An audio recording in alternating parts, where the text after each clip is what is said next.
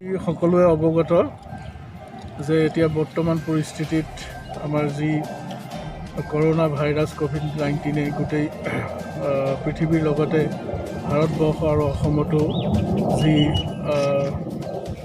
এক চাঞ্চল্য সৃষ্টি কৰিছে, যি ভয়াৱহতাৰ সৃষ্টি কৰিছে, সেই ভয়াৱহতাৰ পৰিপ্ৰেক্ষিতত আমাৰ ভাৰত চৰকাৰকে আদি কৰি অসম চৰকাৰে যি পদক্ষেপ হাতত লৈছে, সেই পদক্ষেপক আমি সম্পূৰ্ণৰূপে সঁহাৰি জনাইছোঁ। আমাৰ ফালৰ পৰা আমি যিমানখিনি কৰিব পাৰোঁ এই কোভিড-19 কৰোনা ভাইৰাছ প্ৰতিৰোধ কৰিবৰ কাৰণে যি ব্যৱস্থা আমি হাতত ল'ব লাগে, সেই ব্যৱস্থা আমি হাতত লৈছোঁ। আপোনালোকে সকলোৱে জানে, আমি সকলোৱে অৱগত যে আমাৰ বিশেষকৈ চাহ বাগিচাত যিসকল মানুহ বসবাস কৰে তেওঁলোক শিক্ষা দীক্ষাৰ ফালৰ পৰা অলপ পিছপৰা, গতিকে তেওঁলোকক সজাগতাৰ ফালে আনিবৰ কাৰণে আমি অহোপৰুষাৰ্থ চেষ্টা চলাই আছোঁ।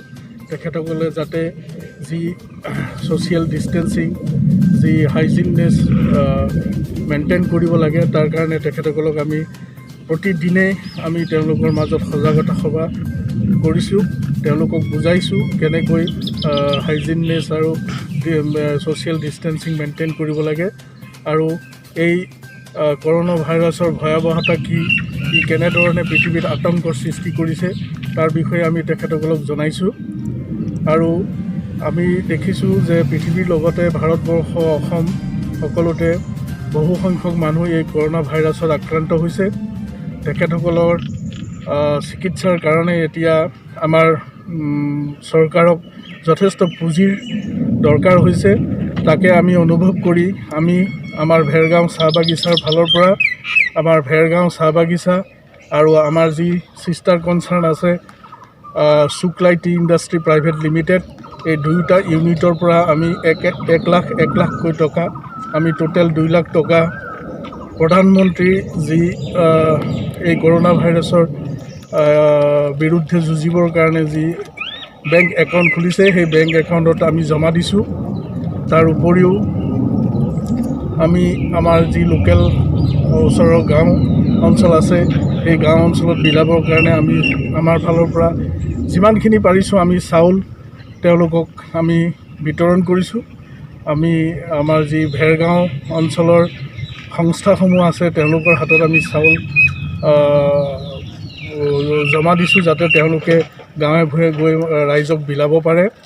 তাৰোপৰি আমি আমাৰ যি এই বাগান আছে, বাগানৰ ওচৰে পাজৰৰ পৰা আৰম্ভ কৰি বাগানৰ যি আমাৰ মজদুৰ কলনী আছে, সেই কলনীত আমি চেনিটাইজেশ্যন স্প্ৰে কৰিছোঁ। চেনিটাইজেশ্যনৰ যি ব্যৱস্থা ল'ব লাগে আমি সম্পূৰ্ণ ব্যৱস্থা লৈছোঁ। আমি প্ৰত্যেকেই একগোট হৈ যাতে এই কৰোনা ভাইৰাছৰ এগেইনষ্টত আমি যুঁজিব পাৰোঁ, এই কৰোনা ভাইৰাছ যাতে আমি প্ৰতিৰোধ কৰিব পাৰোঁ, তাৰ কাৰণে সমূহীয়া চেষ্টাৰ এটা প্ৰচেষ্টা আমি হাতত লৈছোঁ। এই চেষ্টাত সকলোকে আহ্বান জনাইছোঁ যাতে সকলোৱে চৰকাৰে দিয়া নীতি নিৰ্দেশনা মানি চলে, তাৰ বাবে সকলোকে আহ্বান জনাইছোঁ। আৰু লগতে ভগৱানৰ ওচৰত প্ৰাৰ্থনা কৰিছোঁ যাতে এই কৰোনা ভাইৰাছ অতি সোনকালে পৃথিৱীৰ পৰা নিৰ্মূল হয়, তাৰে কামনা কৰিছোঁ।